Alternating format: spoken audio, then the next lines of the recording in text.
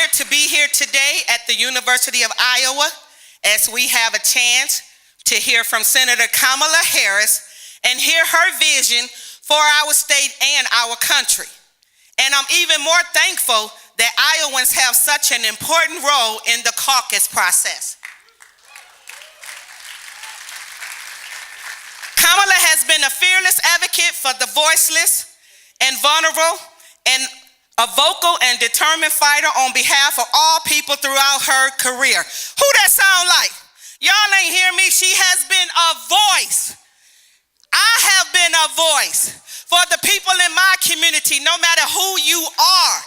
Kamala has been a voice for all people throughout her career.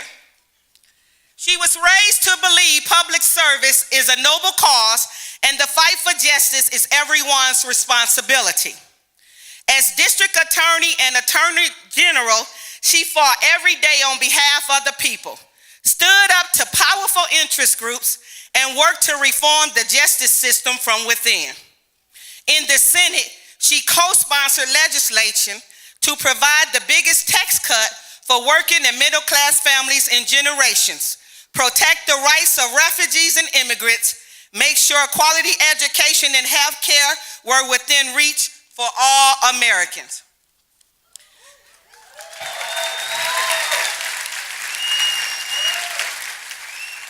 Kamala is a trailblazer serving as the second African-American woman in history to be elected to the United States Senate and the first, I say the first African-American and the first woman to serve as Attorney General of the state of California.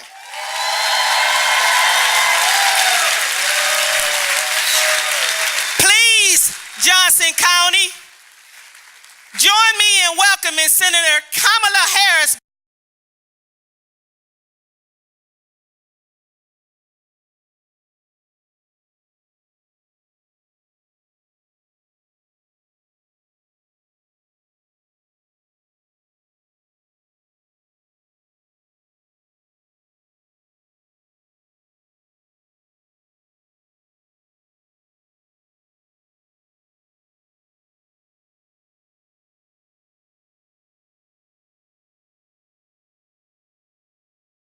Royce Ann Porter, my goodness, I've been hearing about you and that election and the ground that you have broken and the ceilings you have broken. Can we please hear it for Royce Ann Porter?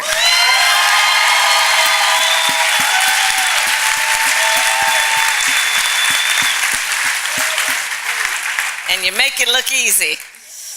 What's up, Johnson County? How's everybody? Go Hawks!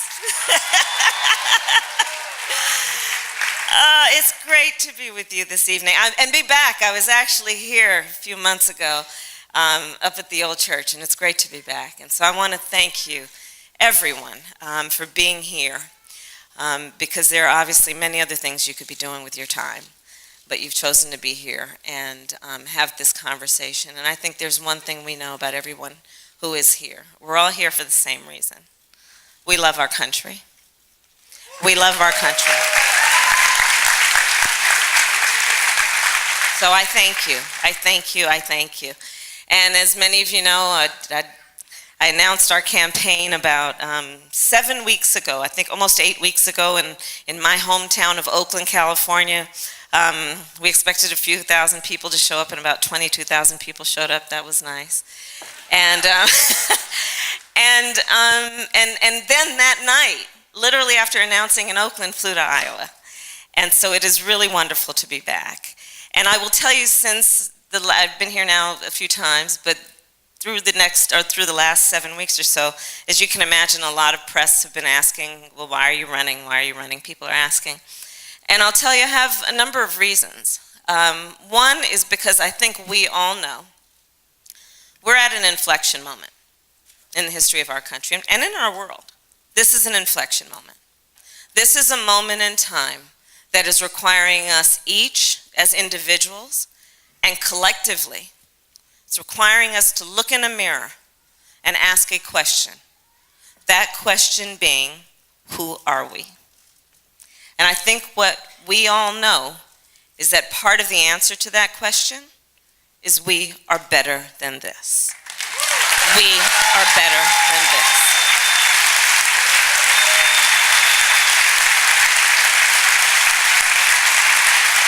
And so, this is a moment then that is requiring us to fight for the best of who we are, and fight we will. This is also, I believe, a moment in time where it is essential, it is imperative that anybody who wants to be a leader has got to work on the importance of restoring the importance of truth and justice in our country. Truth and justice. I also believe this is a moment in time where we must be committed to restore equal opportunity for all Americans to achieve success. This is that moment in time as well. And then finally, I guess, when people ask me, why are you running? It comes down to just a very personal point. My sister and I were raised by a mother who was all of 5 feet tall. But if you ever met our mother, you would have thought she was 7 feet tall. And she was the kind of parent who, if you ever came home complaining about something, our mother would look at you, and the first thing she'd say is, "What are you going to do about it?" So I decided to run for President of the United States.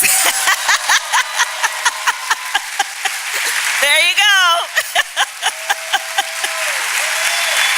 There you go.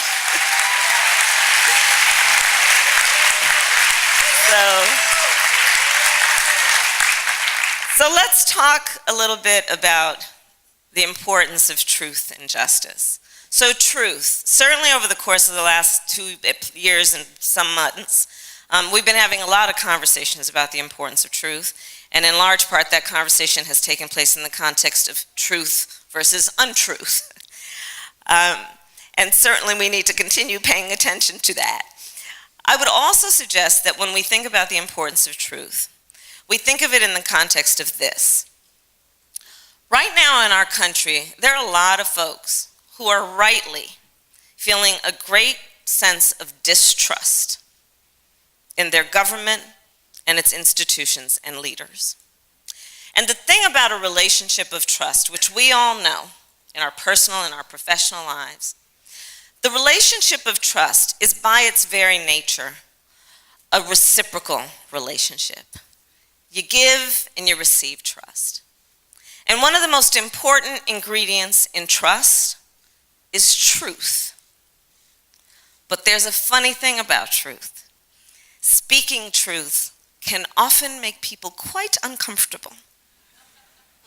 And for those of us who speak, you know what I'm talking about. And for those of us who are used to speaking behind a microphone and often behind a podium, there is an incentive that when we speak, we will make everyone feel happy. We will make everyone feel lovely. We will sprinkle lovely dust all over the room, and people will applaud, and job will have been done. Well, speaking truth doesn't always accomplish that goal. But there's another thing about speaking truth. Yes, people may walk away from that conversation thinking, I didn't particularly like what I had to hear. But they will also walk away from that conversation knowing it was an honest conversation. So let's speak some truth. Let's speak some truth. So now you all are looking at me, okay, Kamala, what are some of the truths you have in mind? Well, I've got a list. I'll share with you right now if you don't mind. Let's speak truth. If Charlottesville didn't make it clear, if the Tree of Life Synagogue did not make it clear, racism, anti-Semitism, sexism, homophobia, transphobia, Islamophobia, these things are real in our country. They are born out of hate, which has received new fuel over the last 2 years, and we must collectively speak out and stand up against it wherever it occurs and call it for what it is. And and call it for what it is.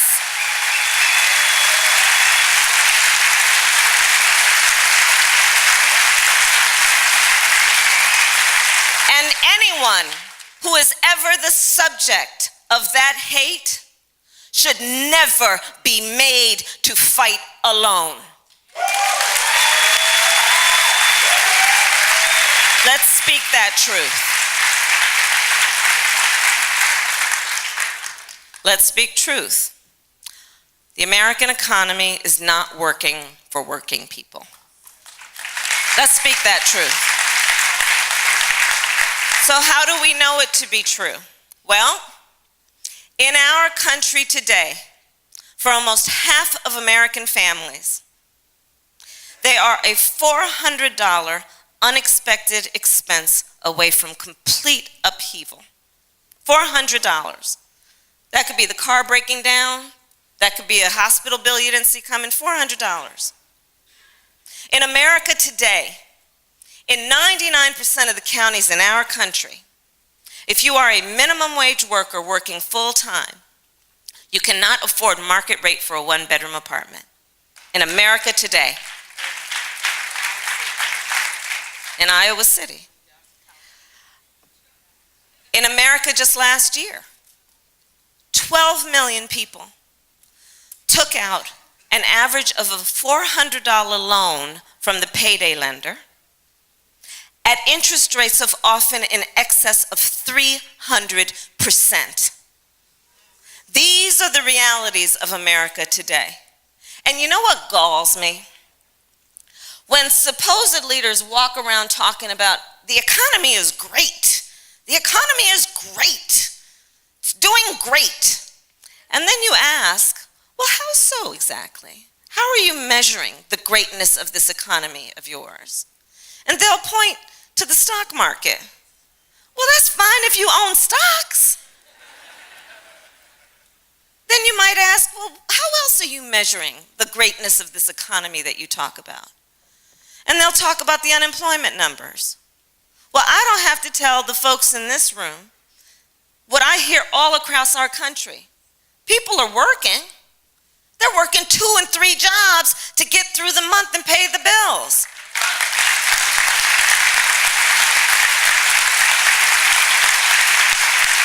And as far as I'm concerned, in our America, you should only have to work 1 job to be able to pay the bills and have a decent quality of living.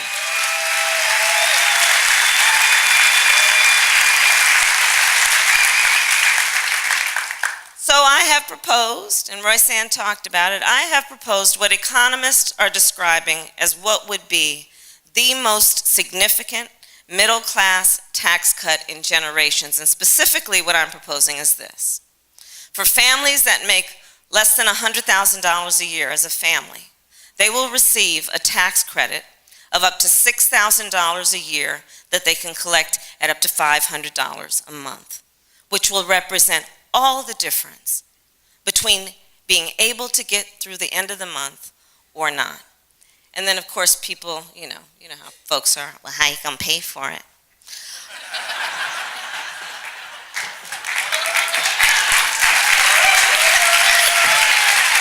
I'll tell you how we gonna pay for it. On day 1, we gonna repeal that tax cut that benefited the top 1% and the biggest corporations of our country. That's how we're gonna pay for it.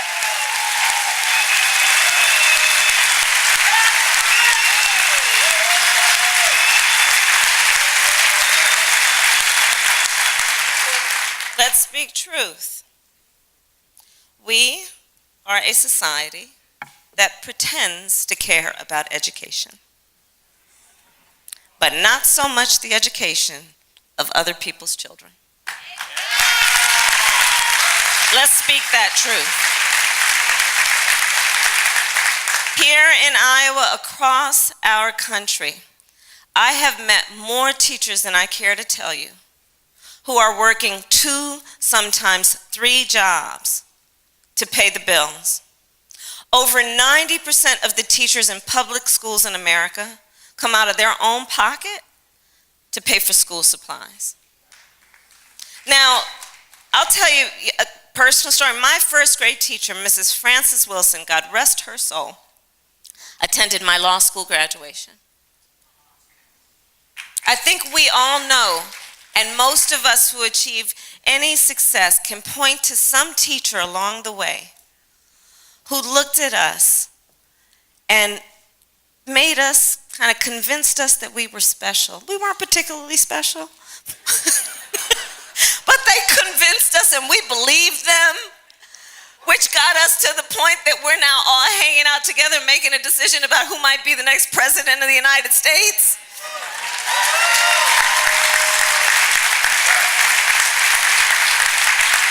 So let's talk about our teachers then and understand that there are two groups of people who are raising our children. Parents, often with grandparents and aunties and uncles, and teachers. But we are not paying our teachers their value. Teachers in our country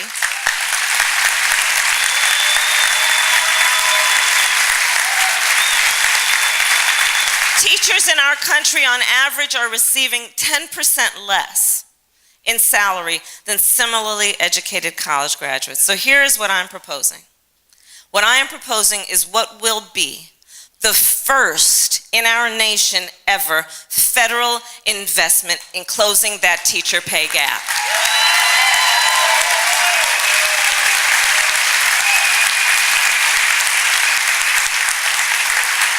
And in Iowa, that teacher pay gap is $12,200 a year. Now let's all be clear about this. Everybody here knows $12,200 a year, that's a year's worth of mortgage payments. $12,200 a year is a year worth of grocery bills. $12,200 a year is about putting a significant dent in student loan debt. And we've got all these bright college students and these young leaders here. Here's how I feel about it as it relates to the students in the room. You who are excelling in science, who have a passion to be able to go on and teach middle school students about the wonders of science, I want that you will be able to follow your passion instead of looking at the debt that you have accumulated from student loans and the bills you need to pay, and instead you are forced to take a job working for a pharmaceutical company. I want that the bright students who are excelling and enjoying and feeling passionate about math will be able to follow their passion and desire to teach elementary school students, instead of looking at those bills and instead going to work on Wall Street. And here's the final point I want to make on this. And it's a fine point that I feel is so critically important. I believe you can judge a society based on how it treats its children.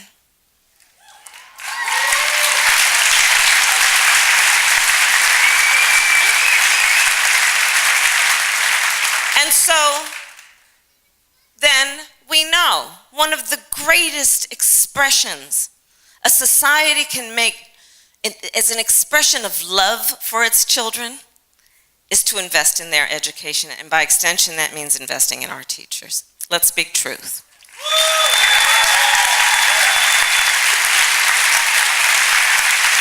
Let's speak truth. Access to health care should not be a privilege just for those who can afford it. It should be a right for which all can engage and enjoy.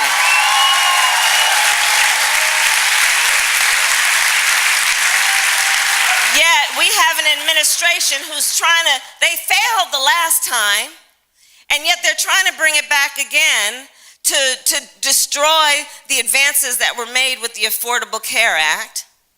They want to deal with the fact that they're playing politics instead of being concerned with the public health of this nation.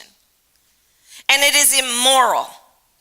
It is immoral to perpetuate a system where people are denied access to health care because of how much money they have in their pocket. Let's speak truth.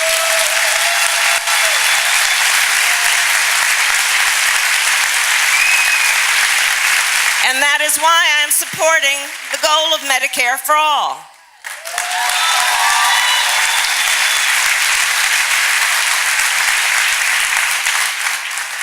Let's speak truth.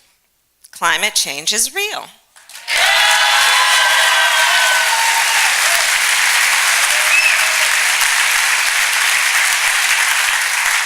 Now, honestly though, guys, isn't it kind of sad that I had to say that way? Isn't it kind of sad?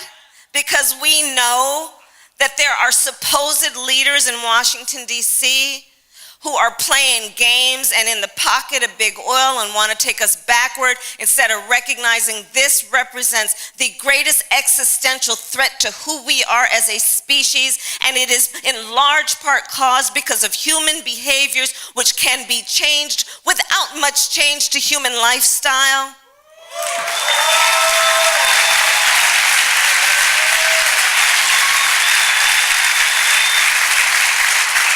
But yeah, we have supposed leaders who are out here pumping and pushing out science fiction instead of science fact. And that's one of the greatest reasons we need a new president in the United States.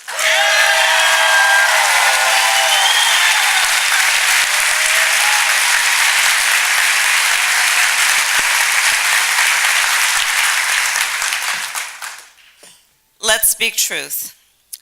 Earlier this evening, all across our country, there are families that have been sitting down for dinner where the parents are looking at their children, elementary, middle, high school students, and asking them, "Darling, how was your day today?"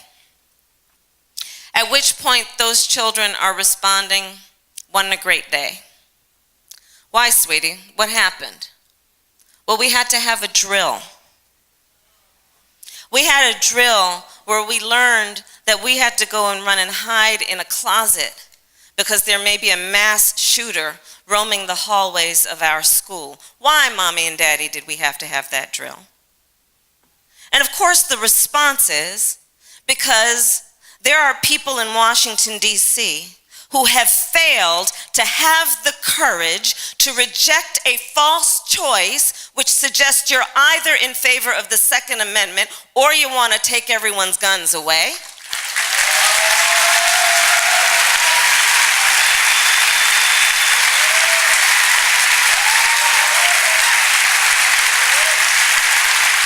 People who have failed to have the courage to say, you want to go hunting, that's fine. But we need reasonable gun safety laws in this country, including universal background checks and a renewal of the assault weapons ban.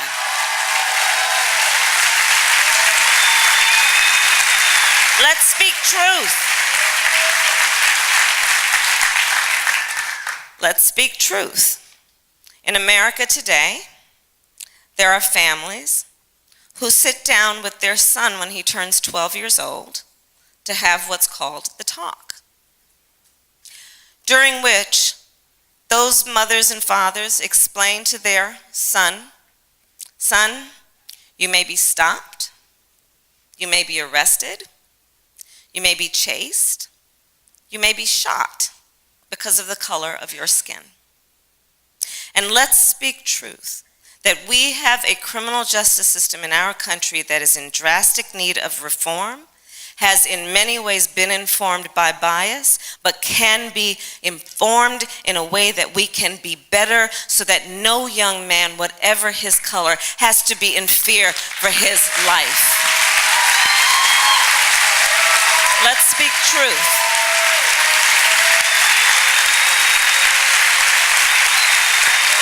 Let's speak truth. Let's speak truth. Russia interfered in the election of the President of the United States.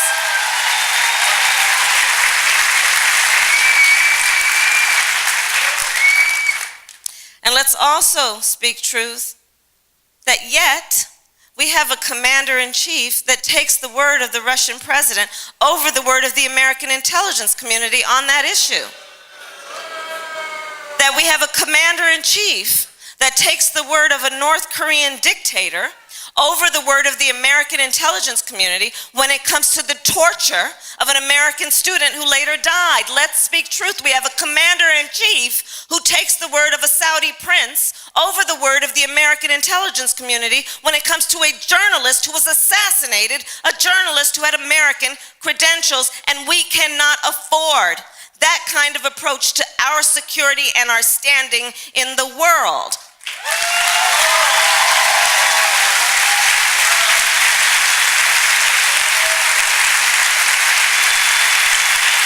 Let's speak truth. And then I could go on and on with more truths, but I'm gonna end right now on the truths with this point. And it is a truth that I believe is so fundamental, and also, in particular in this moment in time when there are so many powerful forces out there that are trying to sow hate and division among us. I believe this is a truth that we should not only speak, but that we should know in our hearts and in our souls. And that truth is this: the vast majority of us have so much more in common than what separates us.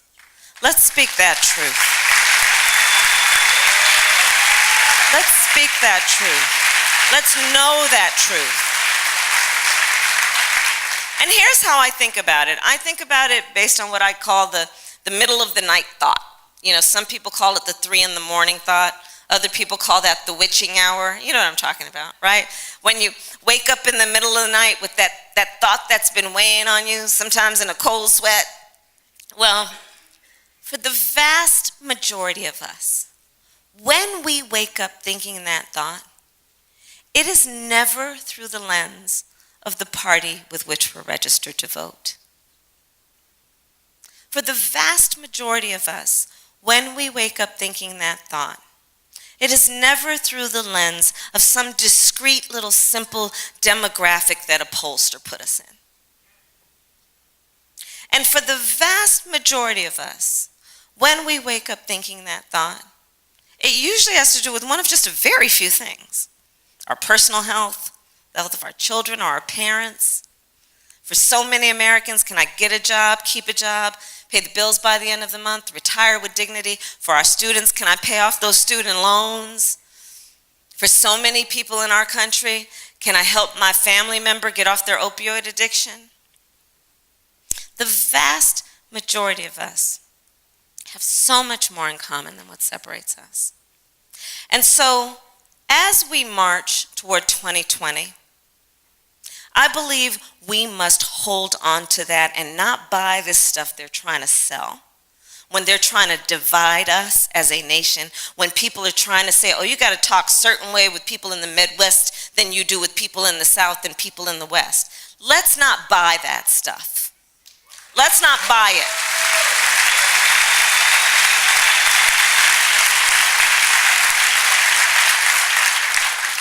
And as we march toward 2020, I also ask us to remember that one of the greatest strengths about who we are as a nation and as a people is that by our very nature, we are aspirational. We are an aspirational nation and an aspirational people. We are a nation that was founded on noble ideals. The ideals that were present in the writing of the Constitution of the United States and all of its amendments, and the Bill of Rights and the Declaration of Independence, and those words we spoke in 1776, that we are all and should be treated as equals. We are an aspirational nation. We are also clear-eyed. We've not yet reached those ideals, but we are prepared to fight to get there. And so I say, in this moment in time, in this inflection moment, let us fight and understand our fight is born out of optimism. Our fight is born out of knowing what can be, unburdened by what has been. Our fight is a fight that is born out of love of country and knowing we are better than this.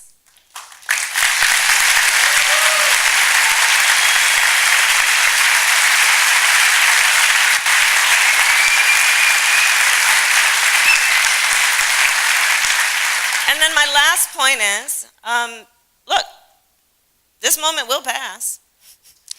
And this inflection moment will pass, and years from now, our children and our grandchildren and others, they will look at us. Each one of us, they're going to look in our eyes, and they will ask us, where were you at that inflection moment? And what I know we will be able to talk about is not only that we were all hanging out together this evening. What we are going to talk about when they ask is we will talk about more than just how we felt in this period of time. We will talk about what we did. We will talk about what action we took, that we stood up, that we stepped out, that we organized people, we registered people to vote, we took them to the polls, we stood up and we fought for our nation because it is worth it and we love it and we are better than this. That is what we'll tell them. That is what we'll tell them. I'm now happy to answer.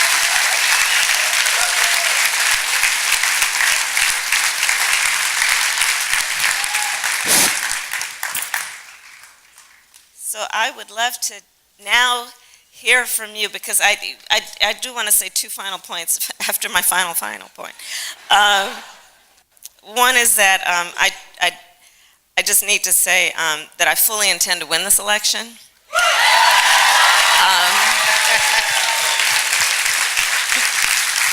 But my analysis, and I think we should be held to this analysis, that the metric of our success must also be equally that at the end of this process we are relevant.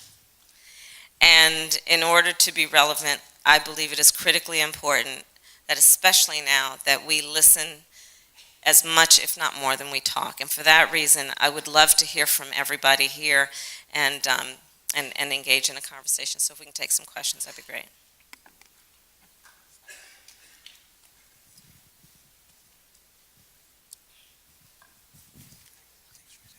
Hi, Senator Harris. Hi. My name is Packy Moran. I'm a lecturer in sport and recreation management here at the University of Iowa. Great. And I just want to start by applauding your plan to pay educators better. And I know that that's focused initially on K-12, but I did want to bring to everyone's attention that the average full-time non-tenure track faculty member here at the University of Iowa actually makes just over $48,000 a year, or $7,000 less than the average K through 12 teacher in the state of Iowa. And I just wanted to let you know that we're working on organizing in order to work on our own pay and other work opportunities. Yeah. But the current labor laws are also stacked against us here in the state of Iowa. Yeah. So I just wanted to ask you two things. One, what is there potential for a federal plan or the inclusion in state faculty at the college level within that plan? And second, what steps would you take as president in order to ensure union rights for all workers regardless of where they work? Great question. Absolutely. Absolutely. The answer to the first part of your question is yes. And then speaking truth. I told you I had a long list. But let's speak truth. Organized labor brought us the 5-day work week. Organized labor brought us the 8-hour workday. Organized labor brought us the weekend. Organized labor fought and has always fought for working Americans to make sure that we can work in a safe place and have the benefits that we earn and deserve.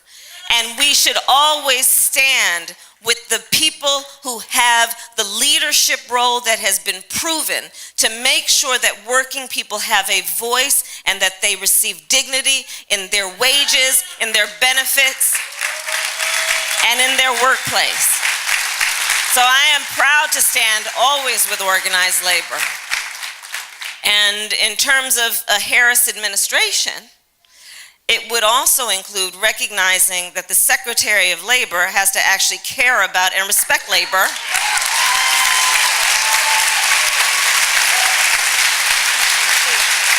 And then that means a number of things specifically. It means, one, honoring working people's right to strike. Yes. It means understanding that through the United States Department of Justice, there should always be the enforcement, and through the Department of Labor, of the labor laws that currently exist, including wage and hour violations. It means respecting working people's right to organize and taking seriously when corporations try to deny workers the right to organize. So that's how I think about it.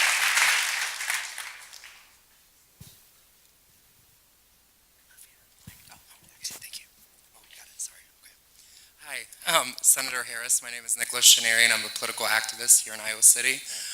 Originally, I'm from Ferguson, Missouri, and I am friends with Michael Brown's family. Daily, we are having Ferguson activists die, and no one's paying attention to it. I've been followed by white supremacists to my car. I've had my job threatened. They've sent me death threats, etc. So I know you've been saying Black Lives Matter, but I want to know further what you would do to ensure that white supremacy is defeated in 2020 and beyond that, because that is not who we are. Black lives absolutely do matter, so thank you. Thank you, I appreciate that. I appreciate it. And thank you for your courage. Thank you for your courage. Thank you for your courage, for what you're doing out there and standing up in here. Because this is truly about human rights, civil rights, and also what needs to happen in terms of understanding that violent white extremists need to be prosecuted, and it needs to be taken seriously on every level. More specifically, I'd like to address your points. One, we need a Department of Justice that is run by a president, which I would do, which would take seriously consent decrees where courts have made a finding that there has been discrimination, and then courts oversee what needs to happen in terms of reform. Under the current administration, they have been shutting down the supervision over those consent decrees, where there has been a proven violation of civil rights. The other issue for the United States Department of Justice, which I would do and actually double, is what needs to happen around putting resources into the investigation of patterns and practice of discrimination, because we have to understand it's actually a violation of the law. It's not only what's right, it's actually a violation of the law, and we need enforcement of the law. So those are two particular ways that I would deal with it. And then the other piece of it is that we cannot afford to have a president of the United States who stokes the hate and the division. We can't.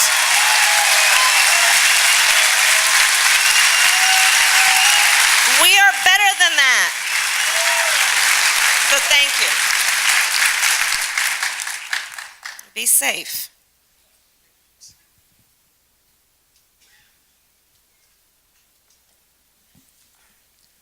Hi, Senator Harris. My name is Bella Gwill, and I'm a student at Iowa State University. And I was hoping you could... Go Hawks! I couldn't help it, sorry. Well, I was hoping you could speak more to the policy you would enact to combat climate change and how you're going to make the average hardworking American care about this issue. Yeah, those are great questions. So first of all, I'll tell you I support the Green New Deal. And in particular, what I support is a multifaceted approach to what we need to do to address climate change. And the beauty of it is that when we take the issue seriously and then take seriously the need for solutions, and then we recognize solutions are available to us, there are some really wonderful things that can happen that not only will preserve what we need in terms of clean air and clean water, but also contribute to our economy and create jobs.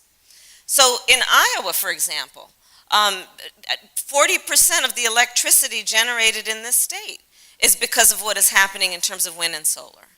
Iowa is actually a real leader in this regard, and that's also about jobs. I mean, and okay, so, and I will, as an aside, say, wind turbines don't create cancer. Just on the point of speaking truth, you're gonna be fine. But there has to be, so for example, specifically, one, a sense of urgency. And one of the reasons that I am supportive of the resolution, which is the Green New Deal, is because it creates a sense of urgency. It creates a sense of urgency with timelines. We have to have timelines in place. We have to understand that the clock is ticking on this in a significant way. So there is that part of what I believe in terms of policy going forward that is necessary, which is timelines. Let's have goals and then meet them and put everything in place to meet them. Renewable energies. Again, it is about recognizing the importance and the productivity of renewable energies, solar and wind as examples. And then, by the way, jobs. Okay, so last year, mid-last year, the Bureau of Labor Statistics came out with a list of the 20 jobs in our country over the next 10 years, well, it was actually 2016 to 2026, that would see the greatest amount of growth. 20. Okay, so there's a lot of people here, so I won't require you to guess, but okay, anybody just want to guess what number 1 and number 2? All right, you can guess. Why don't you guess? Yeah, number 1 and number 2 on the list of 20. Renewable energies? Yes. So the majority of the jobs on the list were, as everyone probably can imagine, public health jobs, right? Because we actually need more skilled labor to perform those jobs, and we have a greater demand for those jobs. But number 1 and number 2, installation and maintenance, solar paneling, wind turbine. So it's also about job creation. It's also about contributing to the economy. There is also what I believe strongly we need to do as we are addressing this issue that is about behaviors around reduction of greenhouse gas emissions. And so that is a number of issues, obviously, that are actually achievable. I mean, you know, in Iowa, we've seen examples of what happens when you dedicate to renewable energies. In California, we've had some great legislation and rules that have reduced greenhouse gas emissions because of what we've done around human behaviors and cars and fuel. Another piece of it is water policy. So, you know, let's be clear, for a long time, wars have been fought over oil. But in a relatively short amount of time, wars will be fought over water. And we have to get smarter about this. And so smarter water policy necessarily would include a concerted, focused effort on recycling, conservation, what we need to do around capture of water, what we need to do around storage of water. Also some interesting work that is happening around desalination. But these are the kinds of things that I think about and would be committed to implementing, because this is well within our power. And if we have a sense of urgency about it, and if we understand the importance of this, and here's another related issue to the topic, which is also our leadership, or absence of leadership on the globe on this issue. The idea that we pulled ourselves out of the Paris Agreement was outrageous. Outrageous. So this is also related to foreign policy. And we've got to get back in there, because we've actually got a lot of talented people in our country who are thinking a lot about this issue and can contribute to the conversation that is happening around the globe around our collective responsibility to deal with climate change. So I appreciate your question. Thank you.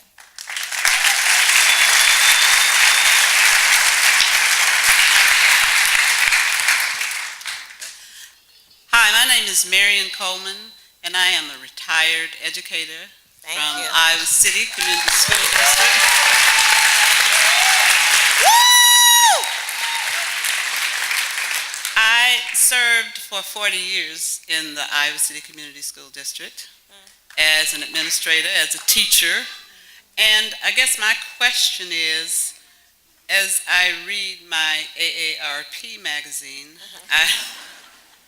I see comments that make me uncomfortable in terms of the monies allocated for senior citizens to continue to be able to at least survive. What would be your thinking on how to protect most of the money that we already paid into Social Security? That's right. For the seniors. That's right. That's great. Thank you. Thank you. Thank you. And needless to say, I'm sure the reason why you received so much applause when you talked about the work that you've done for 40 years is because that is some of the most incredible work that anybody can take on, which is to teach our children. And for 40 years, thank you. Thank you. Thank you. So, first of all, let's recognize that what's happening in this current environment is that we've got an administration and this president who passed this tax bill, right? $1 trillion deficit. It's going to lead to. And then they're talking about, well, part of the way that they're going to pay for it is to reorganize Social Security. And so here's my feeling about it. We have to keep our promise to you and everyone else who worked hard, who played by the rules, and we made a promise that at the end of that process, you would be able to retire with dignity with the money you put into a system, and also with the investment that you placed in your country, that your country is responsible for reinvesting in you. And so I feel very strongly about that. I feel very strongly about that.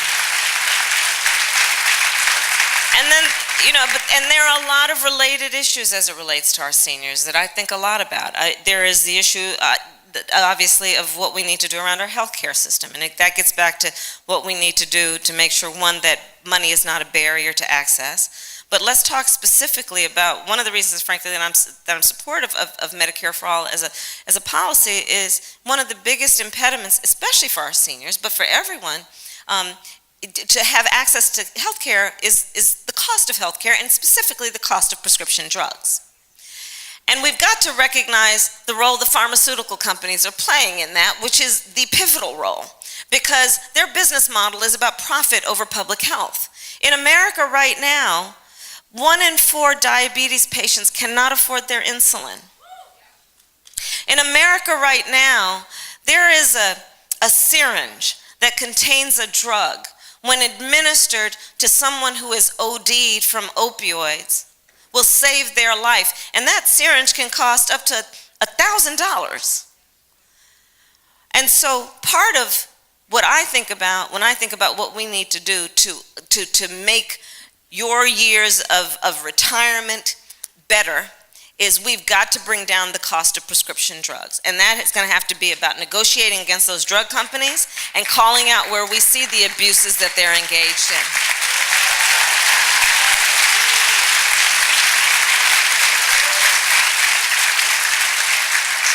But I'll add on that. I mean, I can keep going. I don't know how much time everybody has. But the other piece that I do think about that I think we need to talk more about is in connection with the opioid crisis, which you did not raise, but it is something that I think a lot about as it relates to our seniors, because there's a lot of talk rightly about what we need to do to prioritize it and recognize that it is a public health crisis and that we have to address it that way. But what we're not talking as much about is the equally important component, which is how many seniors are raising the children and of their children or even their grandchildren without any resources and without any support. And we've got to address that also, because increasingly that is an issue in our country, which our seniors are then burdened with trying to get through and pay their bills based on Social Security or whatever they may have from their retirement. And they are taking on the responsibility of raising grandchildren and even great-grandchildren. And so part of what we need to do from a public policy perspective is recognize that and see how we can do a better job of supporting grandparents who are doing that important work as well. And there's more. There's more.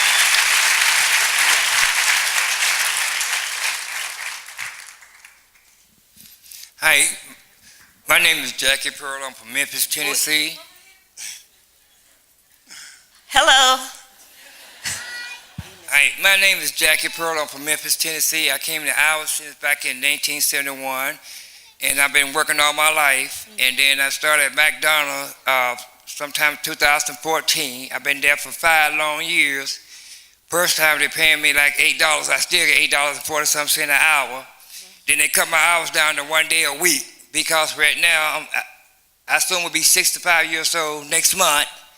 I'm barely making it. My rent is $550 a month, and my light bill run me $279 every month because I'm going through some things and some trials and tribulations. It's time for us to wake up and get the country together. We all need to work together and live like people and try to get something going for ourselves. Yes. That's what I don't understand, because I really appreciate it that I came to this rally tonight so I could say what's going on tonight, what I've been going down. Yeah. No, I appreciate you speaking up. I appreciate that. And part of what you are raising is the fact that wages are not keeping up with the cost of living in our country. And that's a reality. And let's be clear about minimum wage. Minimum wage should be a minimum standard of living, a minimum. That's supposed to be the floor, not what supposed leaders tout as what is enough. You know, and it's good enough. And we're not doing, that's why I'm supportive of $15 minimum wage.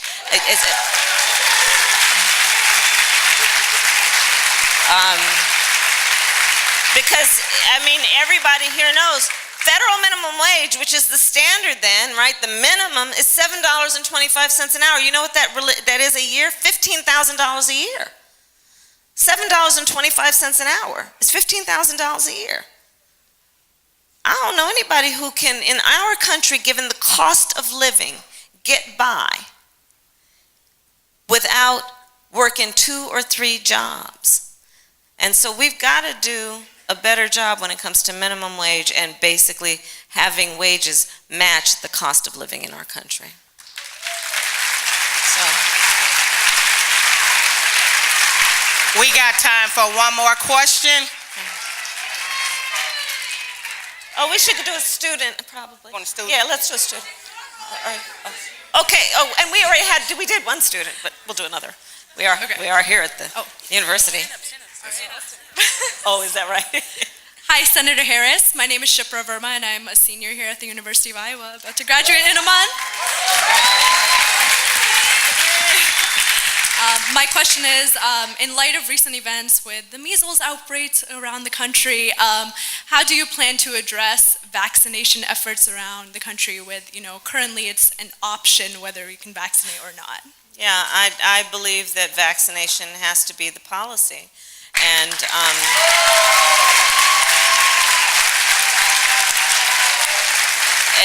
obviously, parents can make the decision about what they choose to do, but there will be consequences because it otherwise becomes a public health risk. And we just have to be honest and straightforward about that. So that's where I am on it. Well, thank you all. Thank you all very much. Thank you.